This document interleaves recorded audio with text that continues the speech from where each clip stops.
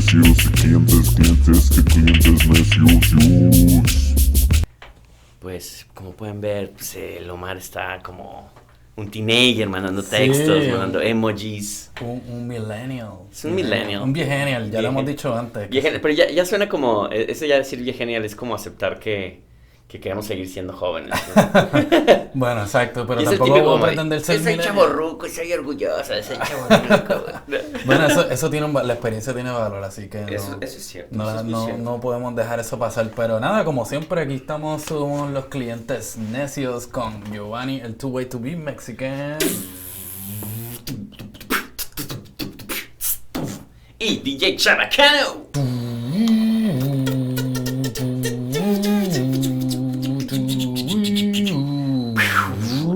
Este es larguísimo, eso ya como canción alternativa de esas como de jazz, ¿no? La que tum, tum, tum. Exacto, medio experimental, pero cool, tú sabes. Larguísimo, muy bien. Y nuestros sitios son de hip hop.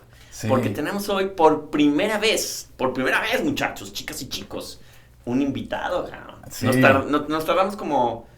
¿qué? Como 400 años. 40 shows. Creo que este es nuestro podcast número 41. Felicidades, caballero. Felicidades, señor. Felicidades, Buen felicidades. trabajo. Hemos logrado Sí. sobrevivir 40 episodios. Claro, casi se sienten como 40 años, pero son solamente Sí, están siento como cansado, como hay que renovarnos. 40 episodios, pero nada, aquí de vuelta a los clientes necios. Exacto, y por eso, como estamos entrando a la crisis de los 40, por eso ya necesitamos un invitado. Exacto, sí, ya no tenemos temas de qué hablar, así Sí, que... es como de, le voy a hablar, pues necesito salir con chicas, así con un adolescente, es mi crisis de los 40, voy a comprar un Lamborghini. Ajá, vamos a ver, digo, no sé si para Lamborghini, Pues sí. pero por lo menos para coger un taxi de vez en cuando, tú sabes. Bueno, acuérdate que decir coger, ya te hicieron mucha burla en redes sociales, por cierto, Sí. síganos en Clientes Necios, @Clientes Necios. Para que vean los Y memes. nuestro invitado ya está aquí. Y dejamos a Giovanni Vamos a que hacerle siga. una introducción. Está bien, brother.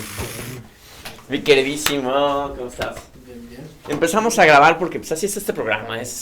Por favor, Pásale. pasa. Como este programa es medio punk. Hola. Aquí no hay producción, no hay que... Ok.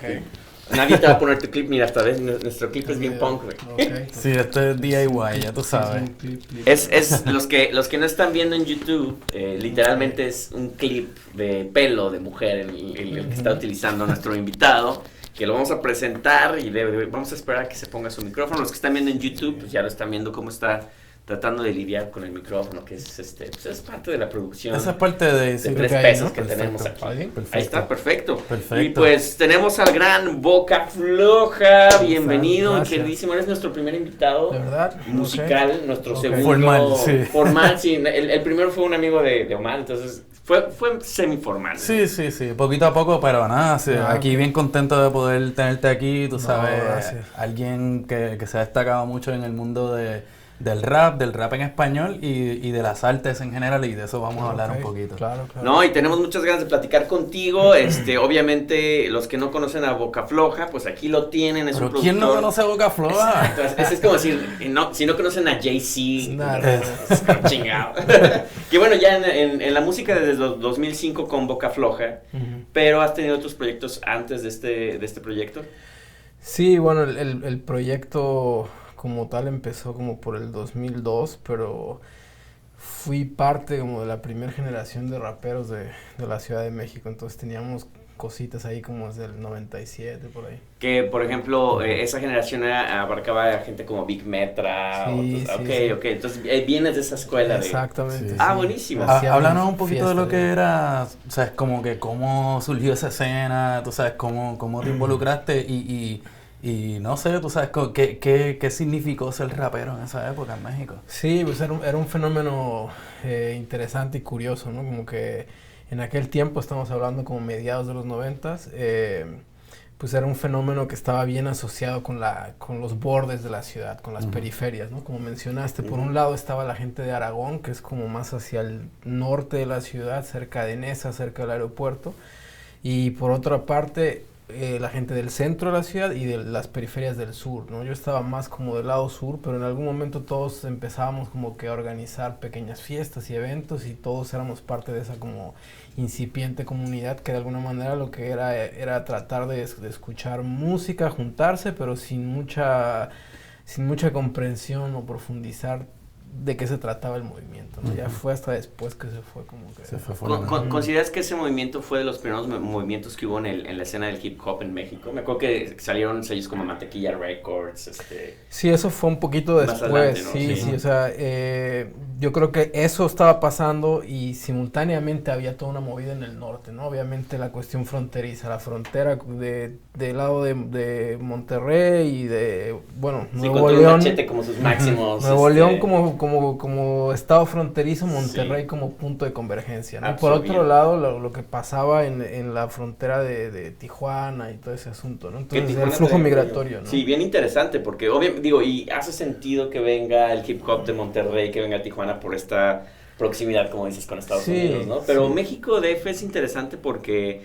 como dices, gente de Aragón, de Nesa, empezaron a crear como sus propias, pues sus propias comunidades de hip hop, y aparte hablando de algo pues, que pasaba en la realidad de cada persona, ¿no? O sea, hablar pues, de este rollo del crimen, del rollo social, del rollo político, que en tu caso tú estás muy enfocado en el rollo político, en el rollo social, ¿no? Pues, sí, de alguna manera es como parte de mi cuerpo de trabajo, por así decirlo, ¿no? Pero bueno, hablo de un millón de cosas, pero tiene un papel importante en mi arte en general, ¿no? Ujú. Sí. Te tengo una pregunta, hablando un poquito más de tu estilo y tu Ya. delivery. Y es una nada más porque ya se nos va a acabar el tiempo, casi, ¿no es cierto? Me interesa mucho saber esto porque hemos tenido esta conversación sobre como que el flow en los diferentes países, especialmente en Latinoamérica, ¿no? Ya.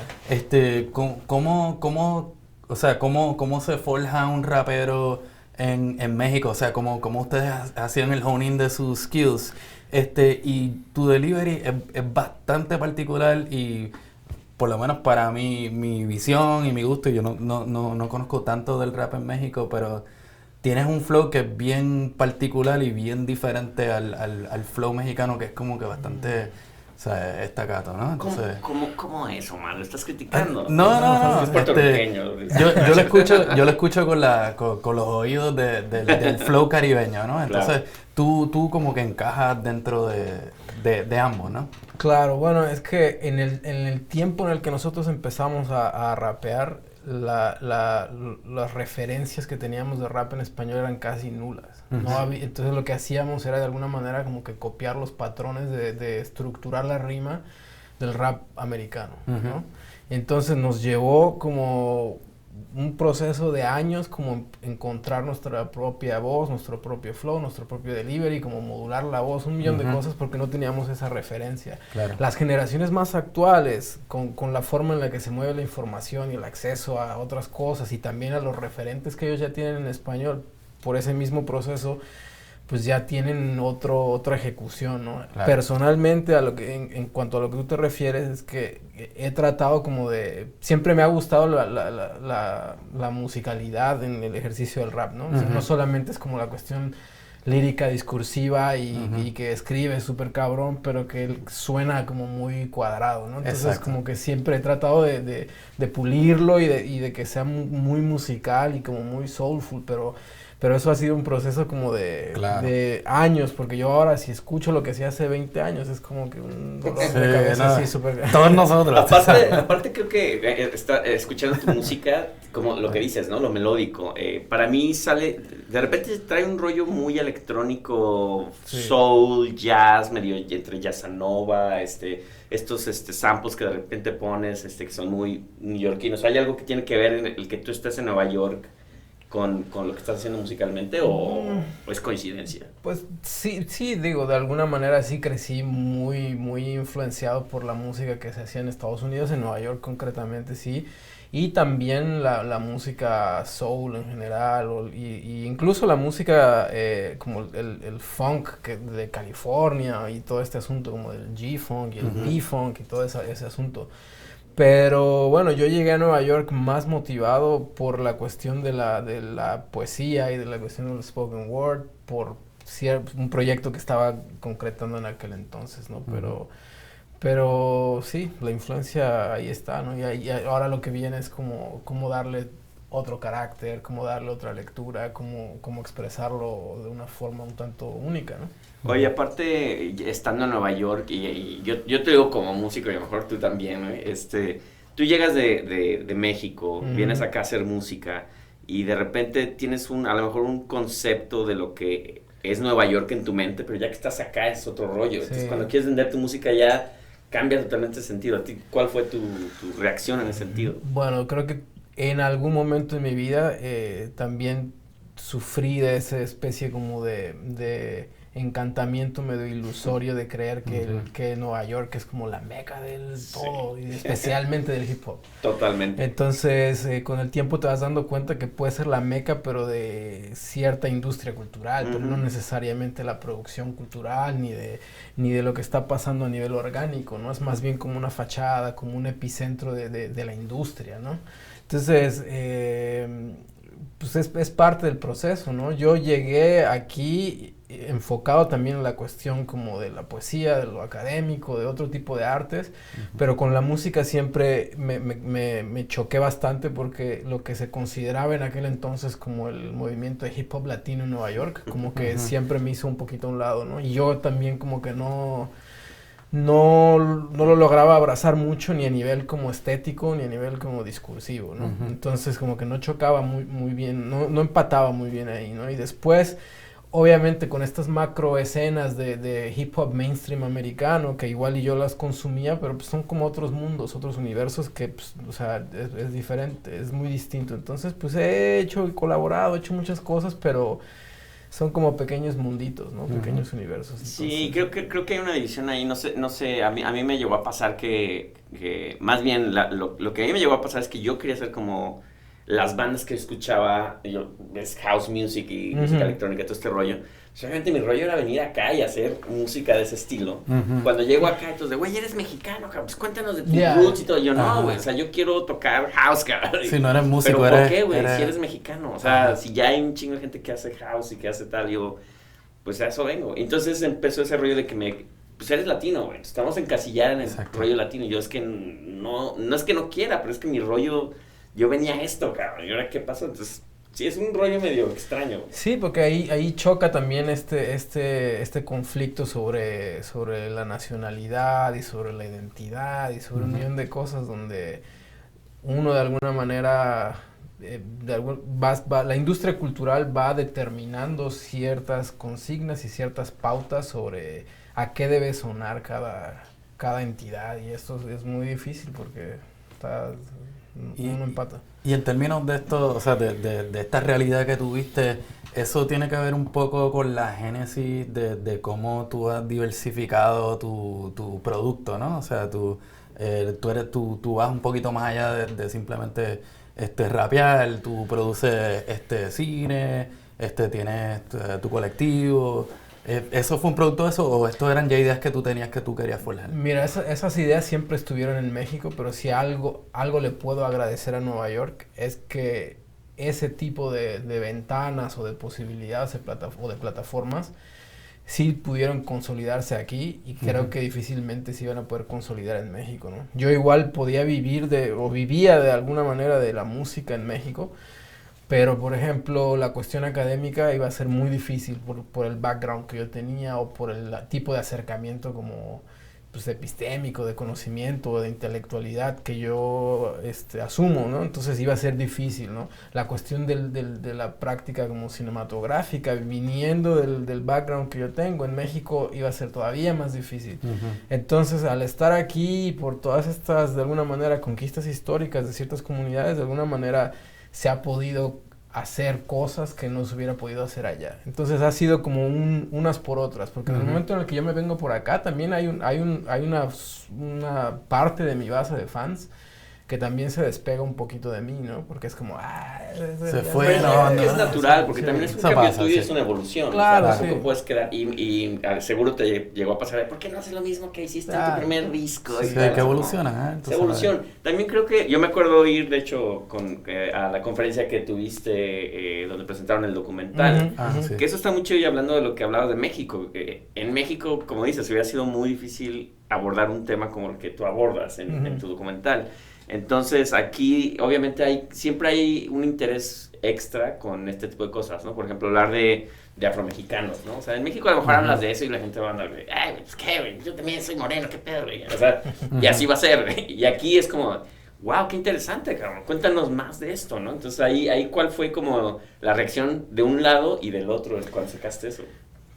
Es complicado, o sea, por un lado sí es bien importante tener ese tipo de trabajo y conversaciones en México y abrir y aventarte el tiro y aventarte el conflicto y generar el proceso, ¿no? Y ver qué pasa. Claro. Y hacerlo acá también desde otra óptica, proponer también desde otra experiencia, ¿no? Porque a veces también aquí está pues secuestrado pues por un tipo de espacios que de alguna manera pueden tener una cierta desconexión con la comunidad, etcétera. Entonces creo que hay que tener un poco los pies en los dos lados e intentar, pero como dices, las reacciones pues a veces son difíciles, pero pues uno tiene que seguir, ¿no? Ahora te ha llegado a pasar que por estar en Nueva York te ha tocado que haya más interés en ese tipo de cosas en México, porque a veces llega a pasar, es que está en Nueva York y allá están en NYU y están no sé dónde, háblale, cabrón, a que se venga acá. De repente sí, a veces sí, pero pues es como la estrategia también, ¿no? Como que Claro. hay que intentarlo, es como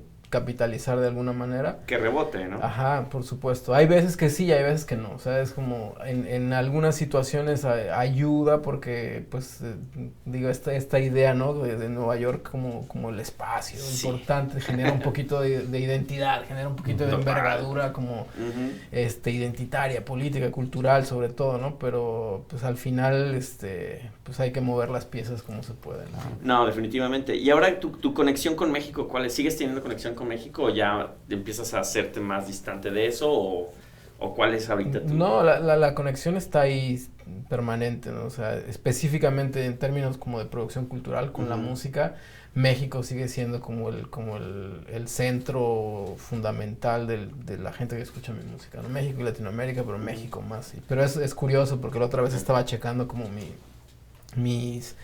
como los insights de la música y eso como en Spotify. Sí. Y es que mi fenómeno, mi proyecto es un fenómeno muy del DF, ¿no? O sea, no, en ciertas, es muy del DF y muy fronterizo de ciertas partes como Tijuana o como Juárez, ¿no? Y un poquito más hacia el sur, como Oaxaca, centro-sur, ¿no? Pero el Bajío y el norte, o lo que se conoce como el norte, hay una desconexión tremenda y es producto también de ciertos fenómenos culturales. Claro, porque por ejemplo, Sinaloa yo no sé si produzca hip hop, güey, o... Sí hay. O sea, Tiene que haber algo. pero ¿a qué nivel hay? No lo sé, me gustaría saberlo. Porque... Bueno, igual también hablaste ahorita un poquito de lo que es la escena del rap latino y entonces o sea, se puede hablar mucho de los artistas que son rap o hip hop o reggaetón o trap. ¿Cómo tú ves ese mundo estando desde acá y cómo tú ves cómo tú encajas en ese mundo, o sea, de lo que es o sea, lo que sería el hip hop moderno latinoamericano, o tú eres de los partidarios de que el reggaetón no es hip hop? Para que te sientas cómodo, si te llegara a gustar el reggaetón, bien, pero yo odio el reggaetón. Claro. No, a mí me gusta yo entiendo el reggaetón también como una manifestación de una experiencia periférica, una expresión cultural de una experiencia periferizada, etcétera, ¿no? No me gusta la forma en la que la industria cultural como que utiliza ciertas formas culturales para vender papas fritas, ¿me entiendes? Entonces, claro, en esa medida, la estética y el discurso se puede simplificar al grado de infantilizarse de una manera súper grotesca, ¿no? Sí, definitivo. Pero en términos de cuál es el contexto histórico, social, cultural, pues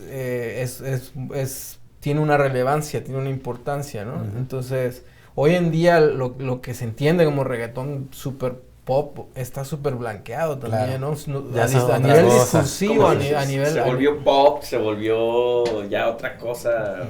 Pero a mí me gusta, ¿no? O sea, yo escucho a Tego Calderón y escucho incluso a Ozuna, ¿no? Como que hay cosas que es como música pop que me acerco a ella sin a lo mejor una expectativa de impacto intelectual o de voy a gozar un Sí, poco. exacto, hay que también entender lo ahí que está la música. Claro, para es eso, es por para favor, eso, ¿no? digo, Claro. y no, o sea, no significa que no haya de lo otro, Claro, pero sí. siempre, tú sabes, hay que entender pues, que esto es una música para Oye, bailar. ahora Y joder. que hablas del rollo comercial, el hip hop, para mi gusto en México, o sea, la banda de hip hop más comercial ha sido Control Machete, ¿no? A nivel así, no sé si hay otra, pero tú cómo ves esa cuestión del hip hop, sobre todo mexicano, y cómo es, o sea, ¿lo ves que está tomando en serio o es como una cuestión de, qué interesante que los mexicanos hagan hip hop, pero...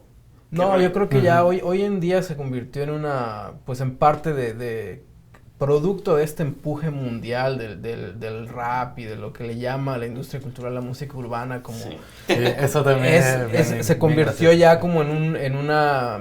Abrió por fuerza los ojos de los medios y Claro. los ojos de las Ujú. disqueras y demás. Entonces, en la época de que Control Machete salió fue probablemente el primer momento en el que se consideró al hip hop como parte de la familia de música alternativa. Ujú. Entonces, ellos fueron los primeros que lograron, entre comillas, Ujú. posicionarse como un grupo de rap Ujú. o de hip hop que era considerado como parte de un ejercicio cultural alternativo, ¿no? Ujú. Y bueno, después de ellos lograron, bueno, giraron por todo el mundo y bla, bla, bla. Nosotros en ese momento estábamos también produciendo música, pero no estábamos listos como Ujú. ellos. Realmente ellos sí son una generación que estaba como mucho más lista y más profesional para salir en aquel momento. Claro.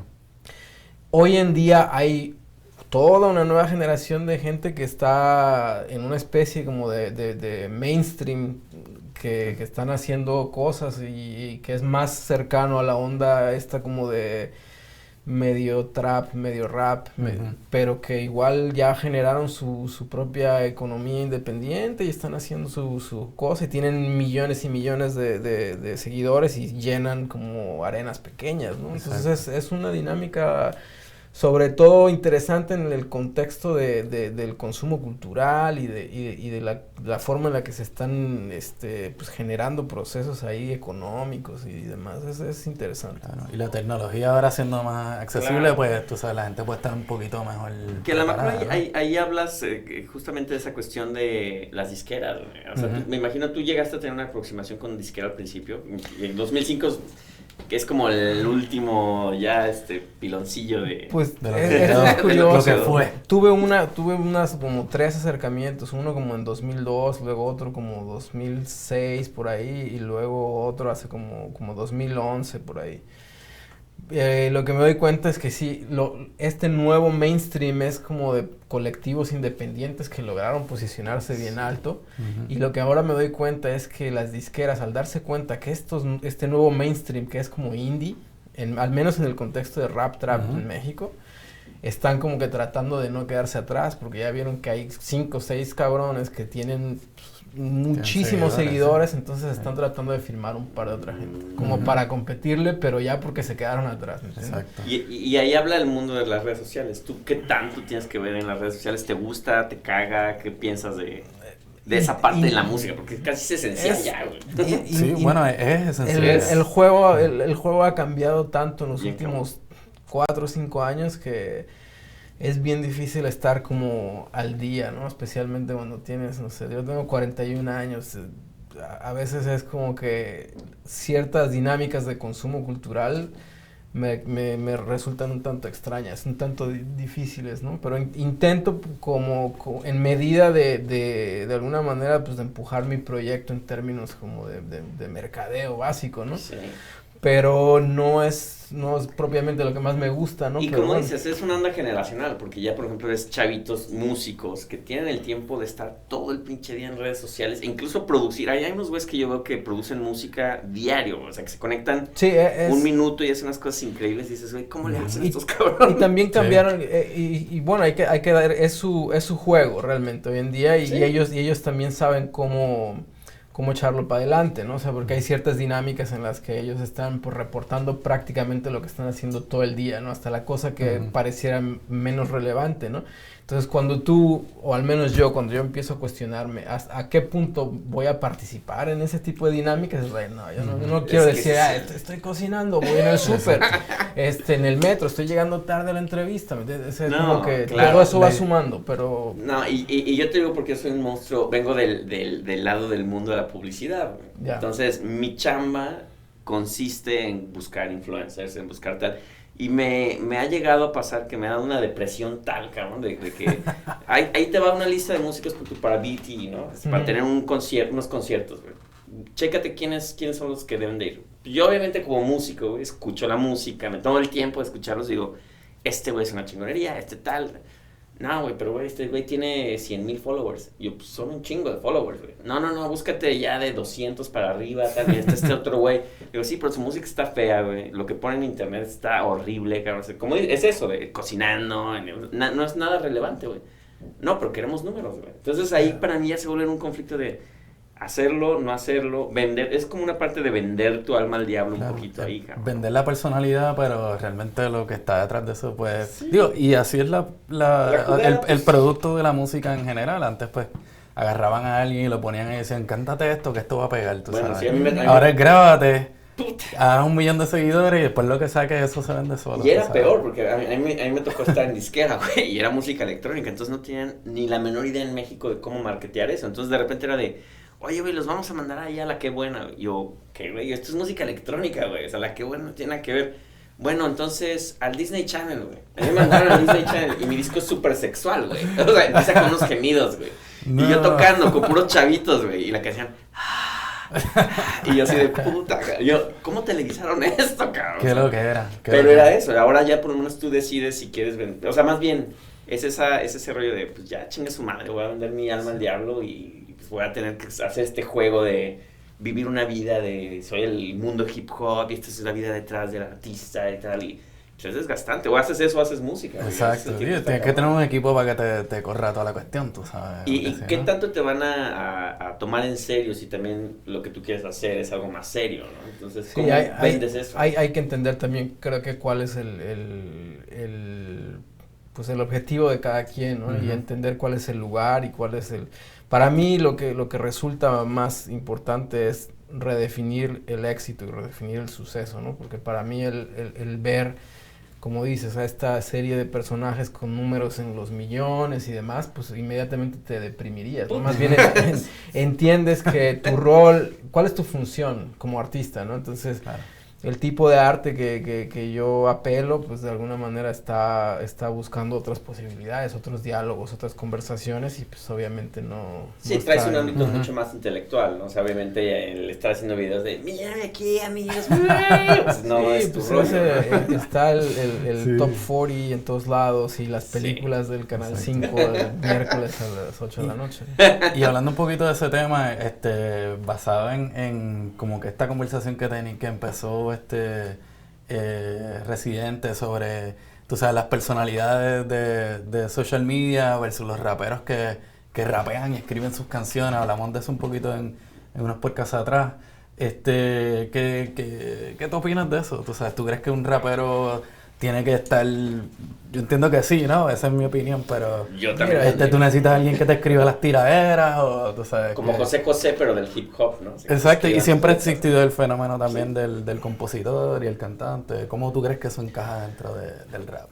Yo creo que lo que está verdaderamente jodido es esta construcción de lo real en el entendimiento o en el imaginario del rapero, ¿entiendes? Porque ahí esta construcción está sustentada como en proyecciones bien pendejas de hipermasculinidad, de prácticas coloniales, de preceptos clasistas, aspiracionales y súper asimilacionistas. Entonces, mira, yo acredito y aprecio a un rapero cuando escribe cabrón, ¿no? Obviamente. Si el tipo no escribe y lo interpreta muy bien, pues lo aprecio en esa medida, ¿no? Pero, pues hoy en día el juego lo han redefinido y le han dado otra lectura a las nuevas generaciones y uno tiene que pues, tener un lente como más objetivo con respecto a eso, ¿no? Entonces, yo personalmente entiendo el rap como un ejercicio bien ligado a la escritura. Claro. ¿No? Sí. Pero bueno, o sea, yo veo a gente que de repente, o sea, escribe para otra gente y ellos lo hacen bien, lo hacen suyo, pues también es como una forma poética y el tipo es un buen intérprete y también entre una letra buena y ejecutarla y tener un buen delivery ya es otro cuento, ¿no? Entonces también tiene su talento, ¿no? Tiene su valor, de alguna manera. Tiene un valor performático. Entonces, es como en otros contextos del mundo del arte. Casi todos los escultores famosos, top del mundo, los cabrones tienen maquilas, o sea, tienen como sus ayudantes que les hacen todo, y ese cabrón firma. Exacto. Sí. Y ahí nadie dice nada, ¿me entiendes? O sea, Sí, tiene que haber validez en todo también. Claro, o sea, Sí. Sí, desde siempre las ha habido, entonces... Aparte, por ejemplo, no sé si te acuerdas que sacaron un libro con todas las letras de todos los artistas de Estados Unidos, desde que empezó el hip hop hasta creo que 2000 algo, no sé si llegaste a verlo, pero es un libro que captura todas... las letras son maravillosas, o sea, si lo lees nada más como a nivel literatura, sí, claro. son historias, güey, son cuentos, vivencias, son vivencias, y eso es algo que, por ejemplo, no en todas las canciones lo puedes aplicar, vaya, ¿no? O sea, si es una canción pop, lo que sea, pues es el típico que vas a hablar de amor, el desamor, y tal, y es algo muy, muy por encimita, ¿no? Una historia muy, muy pequeña, pero acá ya hablas, ya das descripciones, das personajes, das momentos históricos. De hecho, estás escuchando una rola ahorita que venía de camino que le dedicaste a un, creo que es un hip hopero que se llama Chilango Town. Es una canción súper vieja, pero era como, sí, pues como una historia, ¿no? Como el ejercicio de contar historias es una práctica pues, muy, muy fundamental en el rap, ¿no? Y aparte yo creo que ahí tiene que ver mucho que cuando tú escuchas esa canción generes estas cuestiones visuales, te sientas parte de la historia. O sea, creo que el trabajo, para mi gusto, de alguien que escribe buen hip hop, es que tú realmente te adentres en ese mundo, ¿no? O sea, y a veces es muy fuerte escuchar rolas que son muy, digo, obviamente desde el principio de ¿cómo se llama? Ice Cube y todo este colectivo que hablaban, obviamente, de la policía, de todo lo que pasaba en Los Ángeles y tal, pues, son historias que te hacen transportar ahí y sientes la crudeza de todo lo que está pasando, ¿no? Y cualquier letra de hip hop es así, ¿no? Por más suave que sea o por más dura que sea. Claro. Y reconocer también, como tú dijiste ahorita, quién es tu audiencia, ¿no? A quién le estás cantando. Sí, bueno, esa es la uno tiene claro ese tipo de prioridades, ¿no? Pero la idea obviamente pues es masificar el discurso y ojalá que le llegue a más gente, ¿no? Oye, yo obviamente como buen músico electrónico escucho muchos samples en tu música y obviamente es muy musical, me gusta mucho la manera en la que compones. Primero me imagino que tienes tu estudio en casa, debo de pensar, o cómo es ¿qué tienes para componer? Y esta cuestión de los samples, ¿cómo es el proceso para ti? Realmente en la cuestión de la producción musical me involucro en base a la estética y del tipo de sonido que quiero acercarme, ¿no? Yo como tal no me involucro en la producción al nivel de cortar samples, pero me involucro en darle seguimiento al tipo de sonido que quiero. Entonces trabajo con un grupo de productores y, por ejemplo, si hay una canción que a mí me gusta y hablo con tal productor y le digo, mira, quiero esto más o menos así, hay una parte en esta canción que a lo mejor se puede samplear, hay otros productores con los que trabajo que no acostumbran samplear, entonces van tocando y me van mandando, vamos como retroalimentando. Hay veces que trabajamos con un productor, lo trabaja en su casa sampleando y después con la banda emulamos los sonidos, uno por uno.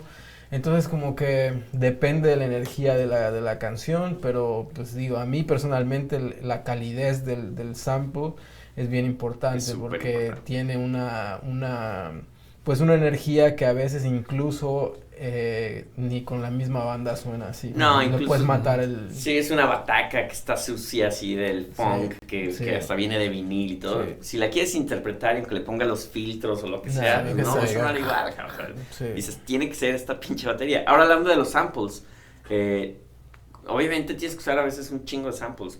¿Cuál es la onda del copywriting con eso? Porque siempre ha habido una batalla tremenda con el copywriting desde que los Beastie Boys sacaron sus discos y usaron todos los samples posibles y ahí ya se reguló todo y valió madres, ¿no? En mi caso, normalmente cuando es un sample así demasiado conocido, demasiado obvio, como muy largo, pues siempre trato como decirle al productor, pues como que... Disfrázalo ahí, ¿no? Como decimos, machetealo. como chopealo Sí. un ratito ahí para que no se... para pues, darle otra lectura también. Claro. Pero en el peor de los casos, si alguien se da cuenta de eso y te quiere cobrar es porque tú ya generaste lo suficiente como para pagarle su porcentaje. Entonces sería como que... Sería un caso ideal de cierta manera, ¿no? Sí, realmente. Pero entonces prácticamente te la estás arriesgando a decir, chingue su madre, voy a usar estos samples. Casi no, bueno, hace tiempo sí era como más obvio. La producción, no sé, de los últimos 10 años para acá, pues no están como tan palpables o tan evidentes. Tengo por ahí un par que son como demasiado obvios, pero igual, hasta donde yo sé, ¿no? Yo la otra vez leía por ahí en algún artículo, ¿no? Como que realmente, si no has vendido más de 10,000 copias de esa canción, no te la van a hacer. Difícilmente alguien va a checarlo, ¿no? Y Sí. copias, ¿no? No streamings, ¿no? O sea, entonces, realmente, solamente, creo que en una ocasión hubo un problemita por ahí, pero... cambiamos el sample y ya, porque a mí ya me da miedo porque obviamente he hablado cuando llegué acá, y obviamente estando en disquera siempre fue un pedo porque usábamos samples de Pérez Prado, ¿no? Entonces, y nada más era el o la batería, o qué sé yo, los timbales, ¿no? Pero de repente güey, no, este es un pedo, güey. Estas canciones ya son viejas, a lo mejor ya son dominio público. No, güey, porque las renovó los sobrinos, No, quién sabe quién. Igual güey. ese es como el staple de Pérez Prado. Claro, entonces su cuando te sello, escuchas, pues pero ya aún tú así sabes es que esa es. onda de que, ¿qué tanto le... Porque yo decía, güey, pues es un timbal, güey, o sea, no hay melodía aquí, no estoy copiando un bajo, no hay nada que realmente identifiques, ¿no? Pero dejan, no, güey, pero ya... es un código, güey. Entonces ese código lo detectan y ya, güey. Después hablando con un amigo que trabaja ahora en CD Baby, que es de distribución, también, ¿no? Ese güey es experto en samples, trabaja en publicidad. Y me decía, güey, está tan confuso y hay tanto desmadre, porque ahora ya con los samples ya puedes, como dices, chopear así chiquitito. Y antes era tantos segundos, tantas notas. Ahora ya es como, no, güey, ya si es parte de eso, entonces se vuelve un desmadre. Yo ya he optado por dejarlo a un lado, pero yo sé que en el hip hop es difícil hacer eso. Claro. Sí, pero yo estoy convencido que hay tantas cosas pasando que es muy difícil a menos de que le pegues un hitazo, ¿no? Sí, como este rapero reciente que se llama Lil Nas, algo así. Lil Nas, ajá. O sea, el tipo compró un beat por $20 y la canción se pegó, ¿no? O sea, fue la nueva, la de Old Town Road. Exacto, o sea... y el güey que le hizo... Sí, que creó como una cuestión súper... Pero por ejemplo, ejemplo, no sabía. No, y aparte pues, son samples que tú compras, o sea, estás pagando por eso y dices, güey, si pega... Ya. Pero ahí también es eso, como ya existe el caso de Lil Nas, pues ahora ya van a decir, güey, si vendes samples, bien, pero si jala de tanto acá ya tienes que... O sea... siempre se está regulando ese desmadre, entonces es muy difícil, es muy complejo. Es difícil. Y ahora en el rollo de, ya que ya casi estamos a punto de que Estamos nos corran ahí, de aquí. estamos ahí. Pero la última que yo quiero saber, que también creo que es muy importante en el mundo del hip hop, es las colaboraciones. Tú colaboras con mucha gente, no colaboras mucho, ¿qué tanta importancia le das a eso? Sí, me gusta colaborar con gente, me gusta colaborar con gente que admiro sobre todo y que se genere también una especie de interacción, una sinergia interesante, ¿no? Que sume al proyecto. Entonces sí, desde siempre he hecho cosas con gente que aprecio, que admiro, ¿no? ¿Necesariamente hip hop o quien sea? Así de... No, ¿Estás buscando eso? Así de... sí. Tengo un video ahí en casa. Porque mira aquí, casualmente tengo algo que te quiero enseñar. Nada, así. Vamos. No, realmente, o sea, en términos de... colaboro con mucha gente que canta, ¿no? Que canta más vocales, como soul y jazz y como funk y demás. Pero productores, especialmente de unos años para acá, como que no he estado solo con productores que hacen cosas de rap. O sea, es como muy, muy abierto y me gusta siempre como estar explorando sonidos y demás, ¿no? Realmente, o sea, el disco anterior, no el último, sino el anterior que se llama Cumbé, tengo como 4 o 5 beats que son como literalmente como Soulful House, que está como a 130, 140 beats por minuto. Entonces, ese tipo de sonido a lo mejor los productores de rap de repente como que son medio reservados. ¿Por qué estás metiendo? Y más ese beat, 130, 140, es súper rápido. Entonces, estoy siempre como abierto, me encanta colaborar. Qué chingón, qué chingón. Y en términos de los trabajos que estás haciendo ahora, o sea, ¿en qué estás trabajando? ¿Tienes colaboraciones ahí Justo lo que hablábamos hace ratito de cómo cambiaron las cosas, ahora me di cuenta que realmente la idea de sacar discos completos es bien difícil porque la gente consume sencillos, ¿no? Sí. Entonces, aventarte ese súper trabajo de hacer 10, 12, 14 tracks ya es como que si no le sacas videos, si no le sacas videos casi que no tienen ningún tipo de impacto o incidencia. Entonces, hoy en día lo que estoy tratando de hacer a partir de este año es voy a sacar un sencillo y un video aquí, luego 3 meses saco otro y le vamos dando ahí mantenimiento. Voy a sacar quizá algún proyecto como de 3, 4 canciones el próximo año, pero ahí más o menos adaptándome a esa dinámica de consumo cultural que es más como actual, ¿no? Que la gente escucha una canción y ya. Y bueno, estoy haciendo algunos otros proyectos, estoy escribiendo un nuevo libro que debe salir como el próximo año y estoy pues empujando ahí los proyectos documentales como haciendo screenings y demás. Súper bien. Súper bien. Oye, entonces te pueden escuchar en Spotify. Bueno, ahorita escuché en Spotify, pero ahorita tienes un nuevo sencillo, ¿no? Vi que lo sacaste recientemente. Sí. Y bueno, sí, creo que la idea de los sencillos esa es la receta, porque sí, ya como dices, ya piensas en planear el disco, güey. O sea, ese rollo que los artistas hablan de hicimos 60 canciones y de las 60 escogimos tuvimos 10, que cortar. Es como, bueno, mames. Igual también es como una vuelta de atrás porque la industria de la música, tú sabes, en los años, hace 40 años atrás eran sencillos, y aparte, por ejemplo, ¿cuántas veces vas a repetir una canción hoy en día, güey, con todas estas plataformas, güey? Yo a veces pongo, por ejemplo, si pongo Boca Floja, es Boca Floja Radio, ¿no?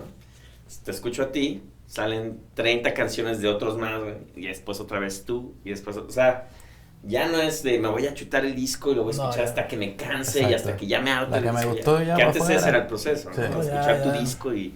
Pero ahora ya como tienes ese acceso que a mí me entristece un poco, ¿no? Porque antes me gustaba mucho disfrutar del...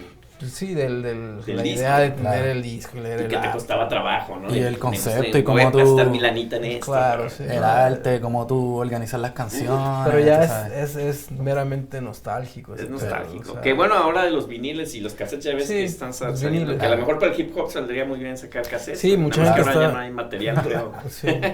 Pero ya no hay ni dónde tocar un CD, ¿no? A mí la gente me pregunta, oye, ¿no sacaste el CD físico? Pero ni yo tengo dónde tocar esa mierda. Yo tengo una caja de CDs que te puedo regalar unos para portavasos, güey. Sí. No, y me encontré, de hecho, un CD player de estos de 5 CDs, güey, en el basement de mi casa, güey. Yo lo vi, ay, cabrón.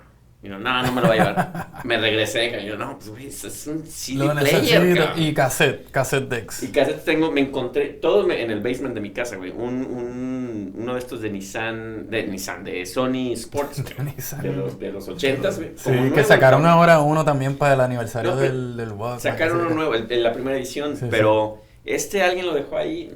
Yo dije, no va a servir, güey, me lo subí como nuevo el cabrón. Yo, ¿quién tira esta madre, güey? Y más bien, ¿quién la junta, no? Y ahí siempre un güey como yo buscando esas madres, ¿no? Pero porque te quieren sacar de tu casa ya. Sí, güey, ya. Después te invitaré ahí, güey. Estoy coleccionando unos sintetizadores que cada vez se están llenando más ahí de cosas. Pero, oye, muchas gracias, Boca Floja, por venir acá al programa. Nuestro primer invitado oficial. Entonces, tú siempre permanecerás en la memoria de clientes necios como el number one. Y bueno, si quieres compartir tus redes sociales a la banda que nos está viendo en YouTube o que nos está escuchando en Spotify.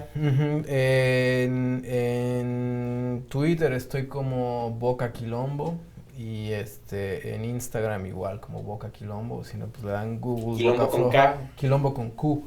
O busquen Boca Floja como una sola palabra en Google y ahí les aparece todo las redes y el website y todo eso. Perfecto, bueno, pues Perfecto. muchísimas gracias y pues queridos clientes necios, también recuerden suscribirse a nuestro YouTube, checar nuestras redes sociales. En Spotify, en Twitter, en Facebook, en Instagram, en MySpace, Tinder, en ICQ. sí, en Tinder ahí se hacen esos Estamos swipe y en nos van a todas, ver, estamos güey. en el presente y en el pasado. Así que por ahí le damos, pero gracias siempre por sintonizar y nos vemos en la Nos próxima. vemos a la próxima. Chao. Oye, pues muchísimas gracias. No, por venir.